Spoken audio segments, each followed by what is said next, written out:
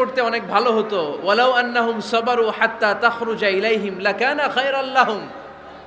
আল্লাহর হাবিব সাল্লাল্লাহু আলাইহি ওয়াসাল্লাম দুপুরের খাবার খেয়ে গড়াগড়ি করছিলেন। আল কাইলুলা, টসিং এন্ড টার্নিং, এপাশ ওপাশ করা।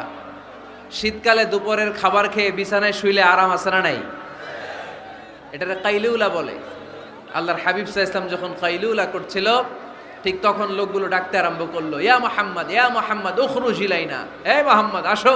আল্লাহ বললেন, খবরদার, আমার নবীকে এইভাবে ডাকা যাবে না, বরঞ্চ আমার নবীকে তোমরা ডাকবে ইয়া নবী আল্লাহ, ইয়া রাসূল আল্লাহ, ইয়া হাবিব আল্লাহ বলে। সুবহানাল্লাহ পড়েন।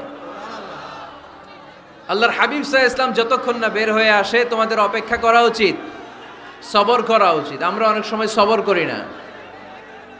ব্যাপার কি? আওয়াজ আবার বাড়তেছে কেন? এদিকে মাইকম্যান কই? মাইকম্যান এদিকে আসো তো।